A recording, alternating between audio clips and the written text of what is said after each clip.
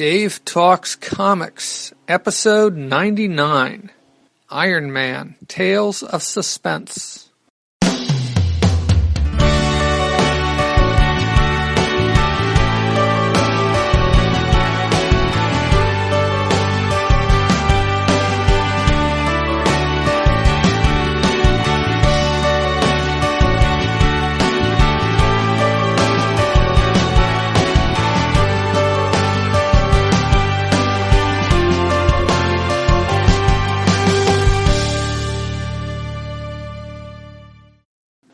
Welcome to Dave Talks Comics, a program about comic books and cartoons.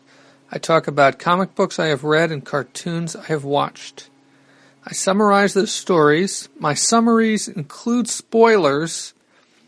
I also talk about how the story struck me, my opinions, insights, and sometimes the unanswered questions I have about what I read or watched.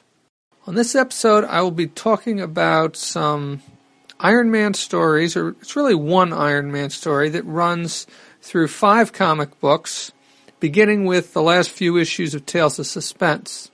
Begins in issues 97 to 99 of Tales of Suspense, and the 4th part is in Iron Man and the Submariner #1, and the final part is in the first issue of Iron Man, the 1968 series. All of these issues came out in 1968.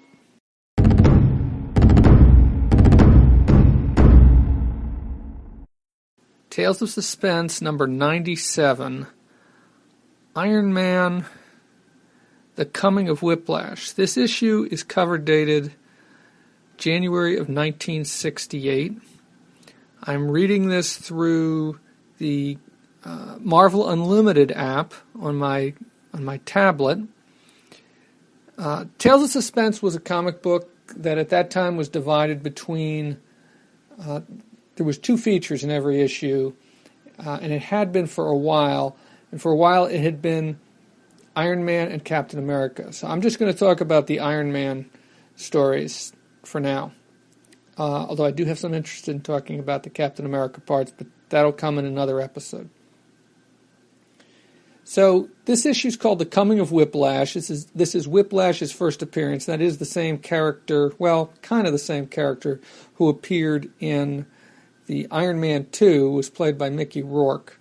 But this is the original appearance back in 1968. So the issue opens with Iron Man immobilized.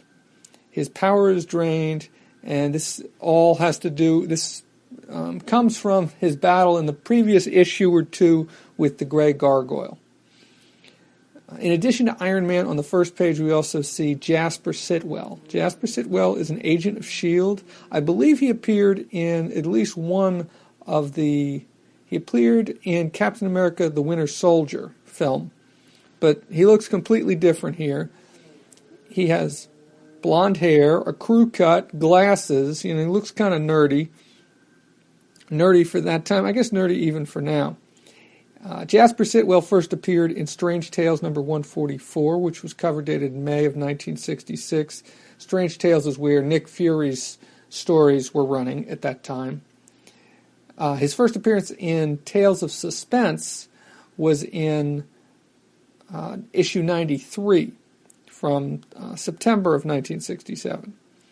And the story here is that the reason why Jasper Sitwell is there is because he was sent by Nick Fury to protect Stark Industries. And I actually flipped back and looked at that issue to understand exactly what he was doing there. So Iron Man is immobilized, and Sitwell is trying to help out Iron Man. He's trying to get his armor off. And first he tries karate chopping it, and that doesn't help because he gets zapped instead of it doing anything. And then he tries an explosive to blow Iron Man's armor open. That doesn't work.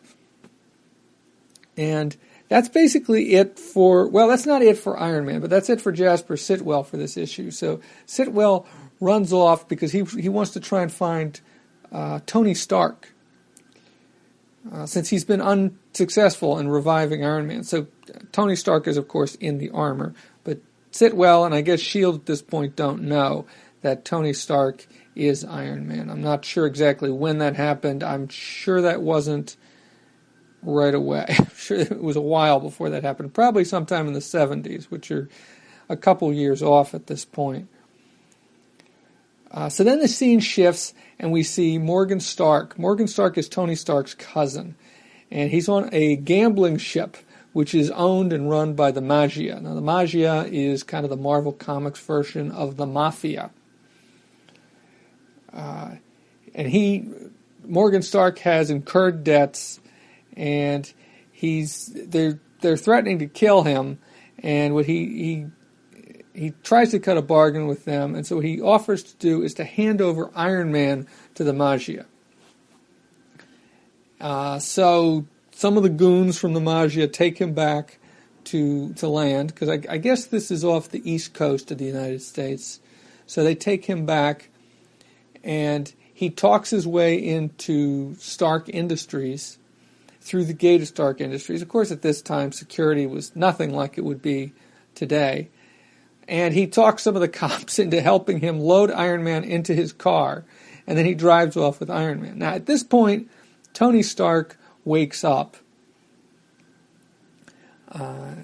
and he manages to grab the cigarette lighter he's in the back seat of this car, and he manages to grab the cigarette lighter and plug in his suit and charge his suit through the cigarette lighter. So the fact that there's a cigarette lighter in the back seat is probably a sign of the times. I don't know. I don't think you would see that in this day and age. It also may have something to do with the type of car he had. I don't know if I can remember cigarette lighters in the back seat when I was a kid. I certainly remember cigarette lighters in cars. I think I've even got one in my car, but I mean, they were a common feature. Anyway, so Morgan Stark loads Iron Man in his car. He drives the car back to the docks. He meets up with these people from the Magia, and they take him back to the gambling ship that they run. All of them. So Morgan Stark goes, Iron Man goes, and these goons all go back to the gambling ship. And then as soon as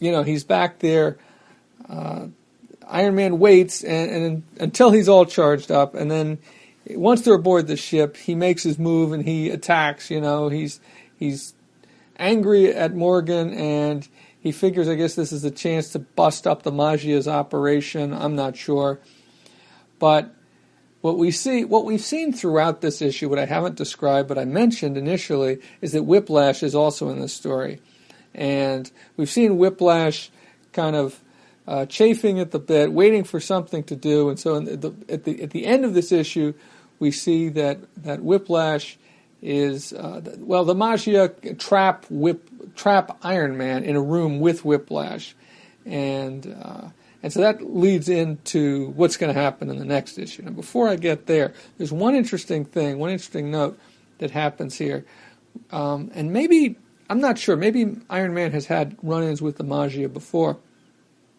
But at one point when he's fighting these Magia goons, before he meets Whiplash, he says, "Now for the important part, I've got to learn who the Big M really is." Now the Big M is the person who's in charge of all this.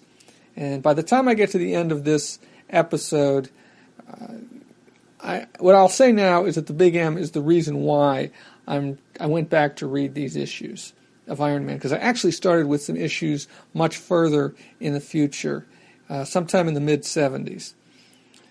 But the Big M, and the Big M has a couple other names, and we'll get to that. But anyway, that's it for the first issue of Tales of Suspense, number 97. Now, these were just, these weren't double-sized issues. These were regular-sized issues, so the stories were usually about 12, 13 pages each. And so it's really just a half-issue story that I've gone through so far. So the next issue is Tales of Suspense, number 98. And this one is titled, the Iron Man story in this one is titled The Whip and the Warrior. I think that I forgot to mention who the creative team was on this book, on the Iron Man stories in this book. The creative team these are written by Stan Lee, but the but the art is by Gene Colan, and Gene Colan pencils, and Frank Giacoia is the artist, is the inker. So this issue, the big feature in this issue is Iron Man versus Whiplash aboard Maggia's gambling ship. And so we get a lot of pages of fight scenes between the two of them. Now, Whiplash does not look exactly like he did in the movie. He's wearing kind of a purple and orange costume, and he's got this whip, which honestly doesn't look all that different from a regular whip. But let's see, he talks about it as being his wondrous whip in the first panel on the splash page, although I can't remember. Also Iron Man says something. It's made of thin, penetrative steel fiber, which can slice through anything. And as you see in this fight, it actually starts cutting through Iron Man's armor when it hits him. So it doesn't look good for Iron Man. He was able to charge up his armor a little bit when he was in the car with Morgan Stark on the way to the dock, but he's nowhere near full strength. And with Whiplash hitting him with the whip, which is biting into his armor and breaking up his armor, that's not helping either. But during this fight, he remembers that he has a gadget on him called the image reproducer. And he uses the image reproducer to create multiple images of himself, so Whiplash isn't sure which one is him. Now, meanwhile, once again we get this dichotomy. There's two things going on here. You get Iron Man fighting Whiplash on the Maggia ship, and then you also have Jasper Sitwell back at Stark Industries. Now, in the previous issue, Sitwell had run off to try and find Tony Stark. Now, when Sitwell ran off was when Morgan Stark showed up and walked off with Iron Man, or drove off with Iron Man. So now he finds out that he comes back, finds out that Iron Man is missing, and so he decides it's time to call for some help. So he calls the S.H.I.E.L.D. helicarrier and contacts Nick Fury, and so we get a one-page where we see Nick Fury talking to Jasper Sitwell. We also see Dum Dum Dugan in here, and so basically, Sitwell gets some information about Morgan Stark. He gets confirmation that Tony Stark actually has a cousin.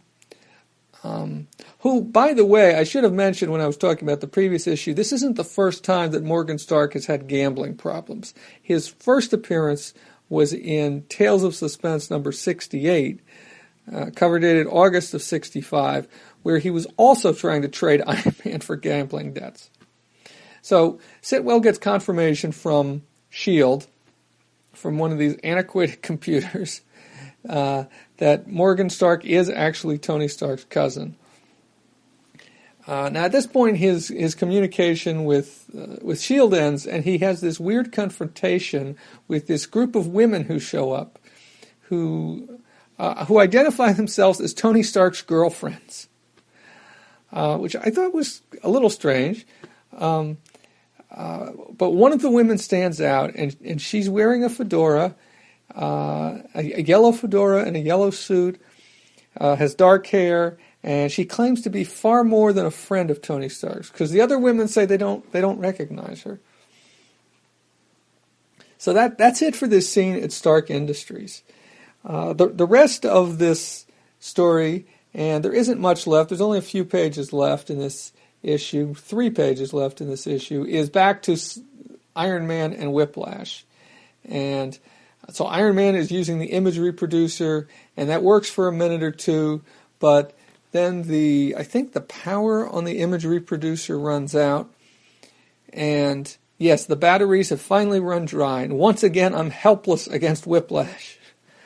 And that's where this issue ends. So that's the end of issue 98 of Tales of Suspense, of the Iron Man story.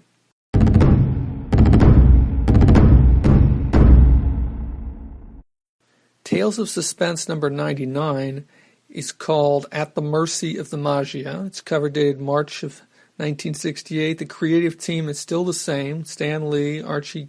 I'm sorry, it's not still the same. It's Stan Lee and Archie Goodwin and Gene Colan.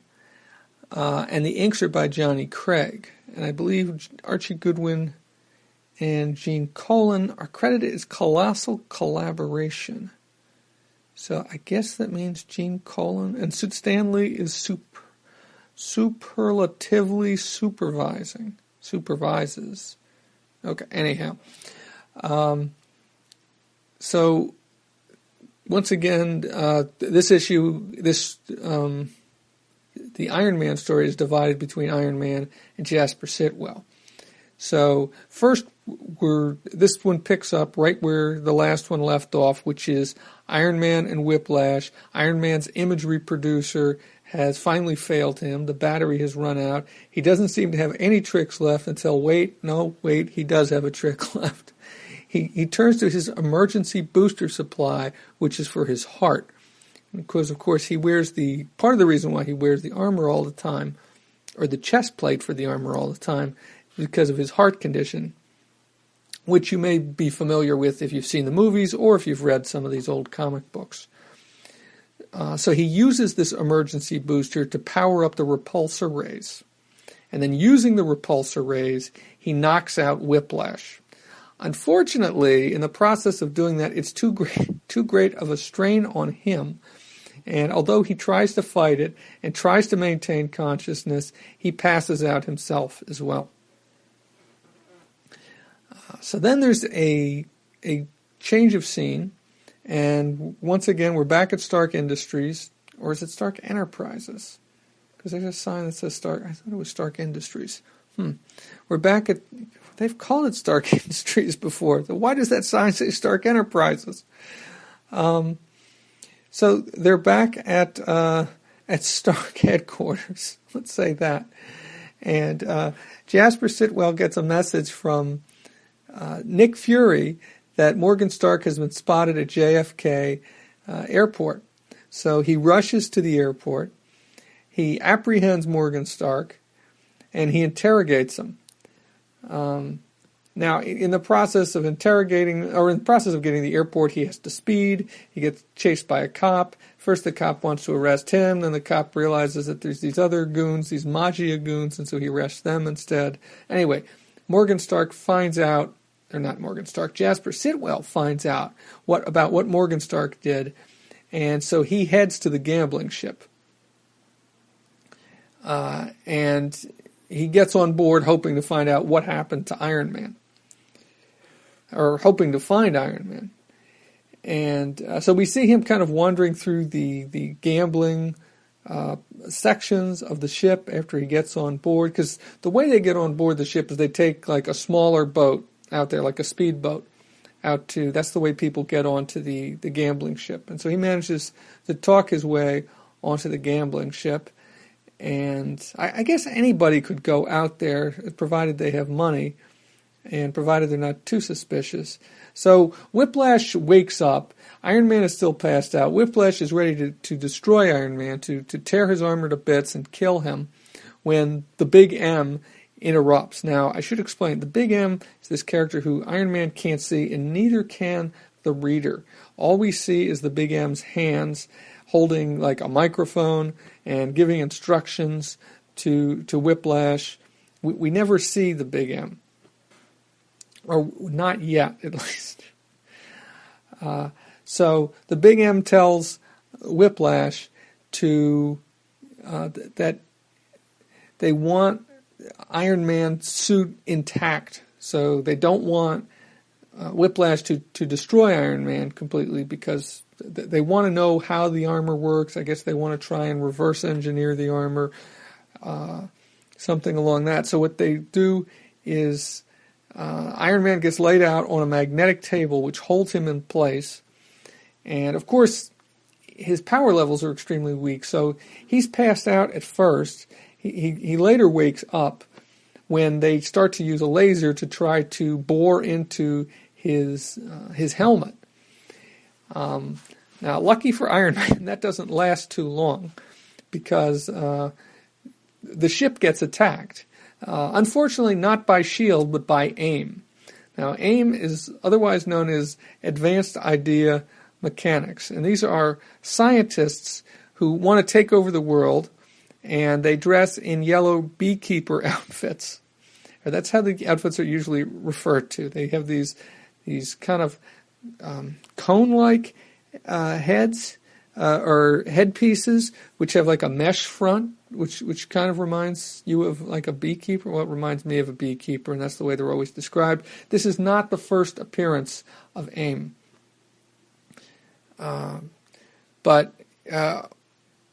Yes, this is not the first appearance of AIM, although I think it is the first time that Iron Man has encountered AIM. I think previously it had been Captain America and Nick Fury that had encountered AIM. And so the ship is under attack. When AIM attacks, they fire on the ship. The laser stops functioning, and some of the power goes down, but the magnetic table still seems to work. And that's basically how this issue ends, is that the Big M and Whiplash take off. They leave Iron Man magnetically pinned to this table. His power level is completely drained, so he can't do anything. And AIM is about to board the ship for unknown reasons at this point. Now, this is issue 99 of Tales of Suspense. This is the last issue of Tales of Suspense. Both the Captain America stories and the Iron Man stories would be continued, but in separate comics. Captain America's story would pick up in, well, basically they would keep the numbering, but they would rename the title Captain America. So the next Captain America story is in Captain America 100. But the Iron Man story, the next part of the Iron Man story is in a comic book, a one-shot called Iron Man and Submariner number 1, which appears the next month, April of '68. This is the one and only. This is it. It's like I said, it's a one-shot. It's similar to Tales of Suspense in that it's half Iron Man and half Submariner in this case. So the issue is split. It is not a crossover between the Submariner and Iron Man, which is what I thought it might be at first, because after all, Iron Man's on a ship. The ship has just been attacked. It's flooding, and I thought the Submariner was going to show up, and there would be a team-up between Iron Man and the Submariner, but unfortunately, that is not what happens. Instead... and I should say that the Submariner did have a run in Tales to Astonish, and the last issue of Tales to Astonish was issue 101, which had also appeared the previous month, the same time that Tales of Suspense number 99 did. And that after this, he gets his own title after this issue, just like Iron Man does. Iron Man number 1 is the next, and the final part of this particular storyline. So, in Iron Man and Submariner number 1, the Iron Man story is called The Torrent Within, the Tumult with... No, wait, The Torrent Without, the Tumult Within. And so Iron Man is stuck to this magnetic table. He manages to break free of the table and recharges himself using the power from this laser, which was originally going to be used to break into his armor. Let's see, so you get a very brief recap there. So he takes basically a wire from the laser and basically just plugs it into his armor somehow, and that charges him up. I'm not sure if he gets a full charge or not, but it recharges him, so he's in much better shape than he was before. So AIM is boarding the gambling ship. There's a skirmish between Whiplash and the agents of AIM, but Whiplash and the Big M manage to escape. They run off. Now Sitwell, of course, is on the ship. Sitwell gets pinned down in the middle of this fight between AIM and the Magia. So you've got the actions kind of flipping back and forth between Iron Man and Sitwell and the Big M and Whiplash, who were both together. So Whiplash takes on the Magia, And then we see Iron Man getting trapped underwater because the room that he was in was filling up with water, so he's broken free of the table, but he still needs to escape from this room. He's underwater for a brief time, but he manages to escape back into a compartment that isn't flooded yet. And then Iron Man and Sitwell and Whiplash all meet up, and so Iron Man and Whiplash get into a fight once again. But before Iron Man can do anything, before he can do anything decisive, there's a tear in the hull of the ship, and he gets sucked out by the AIM. You see, when AIM attacked, I didn't explain this. They were attacking from a submarine, and so he gets sucked out by some device from the submarine that's which sucks him out of the ship and into the submarine, and that's basically where this issue ends.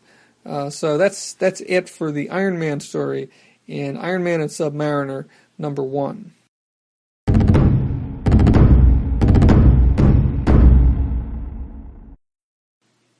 So in May of 1968, Iron Man #1 came out. So finally Iron Man gets his own title with just his own name on the cover. And this story in this issue is called Alone Against AIM. And so we see Iron Man arriving on the AIM sub. He's trapped in the sub. The device that sucks him out of the Magia ship and onto the sub drops him in a chamber that he can't seem to break out of. Then the agents of AIM release a gas into the chamber, and he gets gassed. I guess his armor isn't good enough to, at this point, it doesn't have anything to protect him from that. And so he gets knocked out by the gas. So that's how the issue opens. Then the focus switches back to Sitwell and the Magia's ship, which is, of course, sinking after it was attacked by AIM. So Sitwell is trying to escape, and who does he run into but the same woman who was wearing the fedora that Sitwell ran into back at Stark Industries. He's surprised to see her on the ship, and he asks her, it's like, what are you doing here? And she says, please, I'll explain later. We've got to get out of here. So they jump overboard, and they are rescued by Nick Fury and Dum Dum Dugan and Gabe Jones, who are in a helicopter. And so, let's see, is she wearing... I guess she is wearing the same outfit. So she introduces herself. She says her name is Whitney Frost, and they give her a ride home, and they drop her off, and she gives Sitwell a kiss before she leaves, and then after they leave, before they leave, and so they take off in their helicopter, and I think that's the last we see of the Agents of S.H.I.E.L.D. in this issue, but we do have one more panel of Whitney Frost, and it's revealed that she is the Big M. She is the one who was behind the Magia's operations on that ship. And she says something about, meantime, I have an organization to rebuild, an organization that needs Stark's super weapons. With them, we need never suffer such a defeat as we did tonight, and I can again assume my rightful place as the Big M, head of the Magia. So there'll be more of that, and I'll talk a little bit more about that after I get through the rest of this issue. So the rest of this issue is basically Alone Against AIM. So Iron Man versus AIM. So the AIM sub carries the AIM sub arrives at a small island off the New England coast. And the Iron Man is still unconscious at this point. The agents of AIM pick him up and carry him and put him into the X-ray photo chamber. Now, after he is analyzed in the X-ray photo chamber, the variomold matrix creates 3 sets of armor that are identical to Iron Man's, or so they think. And 3 AIM scientists don the armor. So Iron Man breaks free from the variomold matrix, or the X-ray photo chamber, I guess, and takes on these other 3 Iron Men who look exactly like him. They didn't even bother to color them differently. They're gold and red, just like Iron Man's armor is. But they quickly find out that their weapons, like the repulsor rays, don't work exactly like the Iron Man's do. And then when they try taking off flying, they go crashing into things. And let's see, is there anything else that... no, I don't think there's any other mishaps. But anyway, basically, Iron Man... so he'd broken through... So he gets into a fight with these scientists. Their armors malfunction, and Iron Man destroys the variomold matrix so that the AIM cannot create any more suits. The 3 scientists who are wearing the other Iron Man suits are killed by their boss, who's trying to kill Iron Man, and figures they're just collateral damage. And at the same time, we see Iron Man's thought balloons revealing that the reason why the other suits of armor malfunction, which is that apparently his suit of armor has a refractory coating, and it distorted the analysis by the X-ray photo chamber just enough so that the suits that were created by the variomold matrix were defective in some way. So before fleeing the island, Iron Man overloads the generators, so the building explodes. And that's the end of basically the Iron Man story, but that's not the end of this issue. This is only Iron Man, but there is also in the backup, because this is Iron Man number 1, and this is the Iron Man series, of course, that began in 1968. We get a 3-page retelling of the origin of Iron Man. As with the rest of this issue, this is drawn by Gene Colan, and I guess Archie Goodwin as well. Let me see. By Artful Archie and Genial Gene, yeah, with inking by Johnny Craig. So basically, the original origin of Iron Man, because of course in the movie I think he was in Afghanistan when he became Iron Man. So this story was originally told in Tales of Suspense number 39, which I'm pretty sure was the very first appearance of Iron Man, and that was cover dated March of 1963, so about 5 years before this issue. So it's basically the story of Tony Stark, the genius with transistor technology, who pays a visit to Vietnam. And of course, there was combat going on in Vietnam. I don't know how much people know about the Vietnam War, but it had not escalated to the point that it would later get to. But Iron Man is providing assistance and providing weapons to the military. But anyway, he gets caught he's visiting Vietnam. He gets caught in a booby trap, a landmine, anti-personnel landmine, and he's captured by Wong Chu, who is a general, I guess, or some sort of a military leader of the forces that are opposed to the Americans. It's unclear whether it's unclear exactly what he's supposed to be. But he's captured by Wong Chu. He has shrapnel in his chest, so if he doesn't get treatment soon, he's going to die. But he's forced to work for Wong Chu, and he's forced to work with another scientist named Professor Yin Sen. And together, because I guess Wong Chu isn't very on top of things and doesn't bother to monitor what exactly Stark and Yin Sen are doing, they get away with building a suit of armor, which is the gray suit of armor, the original Iron Man suit of armor, And well, Professor Yinsen ends up sacrificing himself to create a distraction while Tony Stark powers up the suit of armor and then escapes. And that's basically the end. That's his origin in a nutshell, and it really is a nutshell because they've condensed I'm not sure exactly how long the original story was, but they've condensed it down to just 3 pages in this case. I did want to say a couple more things. So that's I've gotten to the end of this story of Iron Man against the Magia, and then against AIM, which involved Morgan Stark, which involved Jasper Sitwell. We even got to see a little bit of Tony Stark. And a big part of why I read this is Whitney Frost. This is the first appearance of Whitney Frost. Of course, she's first shows up as the Big M, although you can't see her face. You can't even tell that it's a woman until she finally reveals the fact that she's a woman.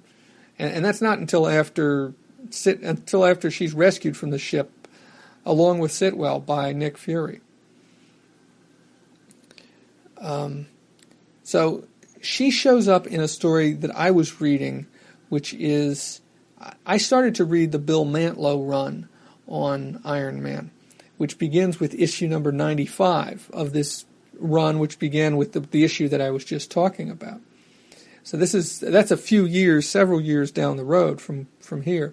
But I was reading that, and then I found out that Whitney Frost was in it, who also has another identity. As well as being Big M, she's got another identity, which she hasn't gotten to yet at the point that we're at with Iron Man number 1. But I'm going to do another episode where I'm going to talk about some of the other issues that she appears in, one of which gives some background information on her, and then she shows up in this new identity. The only other thing I wanted to talk about was Gene Colan. I love Gene Colan. I love his artwork. He's a great artist. And some of his panels here are gorgeous, but I don't think he's necessarily the best artist for Iron Man. I mean, his drawings are very fluid, I think, in some ways, and he's probably best known for his work on Tomb of Dracula, and also on Daredevil, and maybe even also to another degree on Doctor Strange in this period, from especially in the 70s. Yeah, I guess all those were more or less in the 70s. Maybe his run on Daredevil began in the 60s. I'm not certain. But once again, some of the panels where he's not drawing Iron Man, like where he's drawing the agents of AIM attacking, I really liked.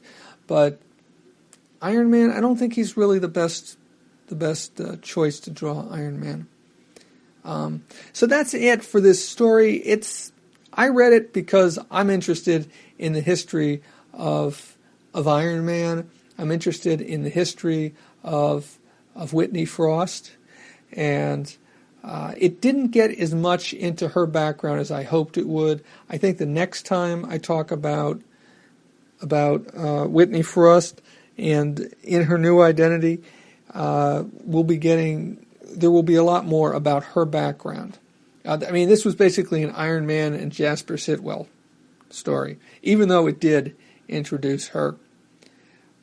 So that's it for this. I have read also the Captain America stories from those 3 issues, from Tales of Suspense 97, 98, 99.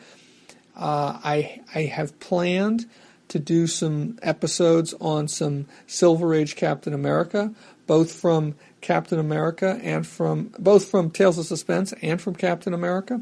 So I will be getting to those at some point, hopefully in the not too distant future. Maybe before I get back to, or at least the first of those, before I get back to Iron Man again. So that's it. Once again, I don't think that this is a great story. It's really, if you're interested in see Gene Colan drawing Iron Man, or to see some Silver Age Iron Man, or to see the very first appearances of Whitney Frost. Although honestly, you don't see her face.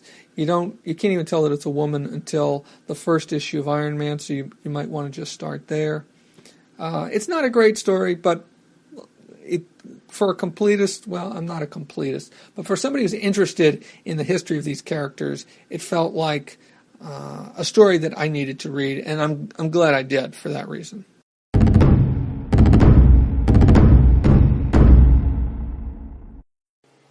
That's it for episode 99 of Dave Talks Comics. Dave Talks Comics can be found on the internet at davetalkscomics.com and facebook.com/DaveTalksComics. On Twitter at DaveTalksComics. Email can be sent to davetalkscomics@gmail.com.